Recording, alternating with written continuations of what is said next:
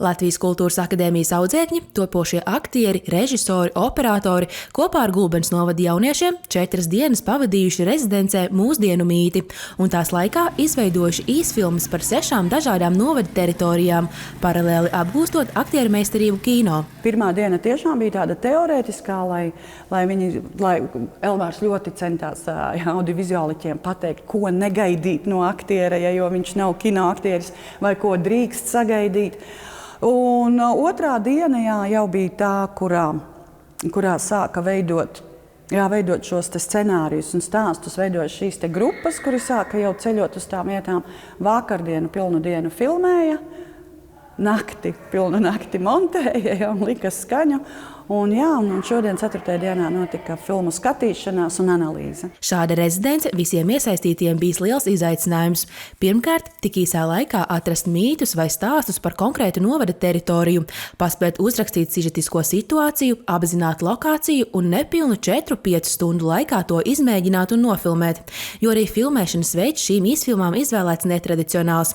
Visu stāstu izstāstīt vienā kadrā, ja visu filmu uzfilmēt vienā piegājienā. Šo formātu Dāvis Sīmans, tā bija viņa ideja, vienā kadrā izstāstīt nemontējot. Tur ir divi iemesli. Viens iemesls, lai mēs netērētu tik daudz laika montēšanai, attiecīgi, jo skaidrs tas uzdevums ir jāizpild īsā laikā.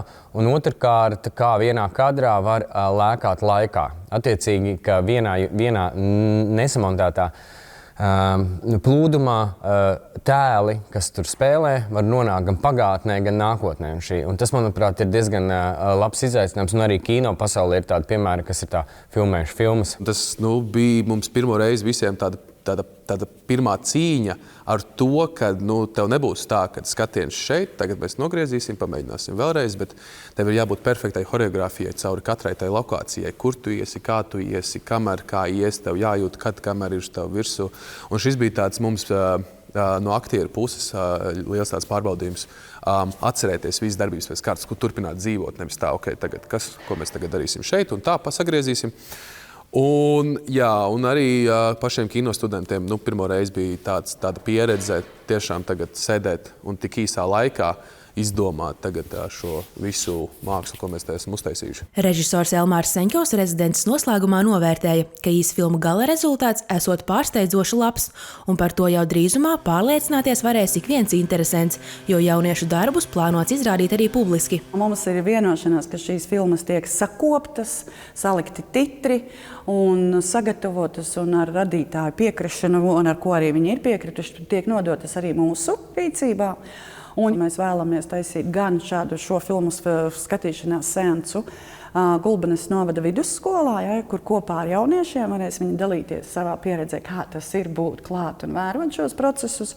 Mēs arī ļoti, ļoti gribam taisīt šeit publisko kino vakaru. Un mēs tiešām arī redzam, kā izmantot kādu netradicionālu, netipisku, kāds varbūt arī sauks pat par antireklāmu, bet tiešām arī izmantot šīs stāstus un šīs filmas kā par šo vietu, kā atgādni kādiem citiem, ka teikt, hei, te ir Tirza, te ir Galgauskas, mistiskā Galgauskas baznīca, te ir Stāmeriene, te ir Jaungulbene. Vēl gan jāpiemin, ka rezidenču rīkošana sadarbībā ar Latvijas Kultūras akadēmiju un Gulbenes novada pašvaldības Stāmerienes pilī norit jau 3. gadu, un arī nākotnē plānota šāda un līdzīga sadarbības projektu turpināšana.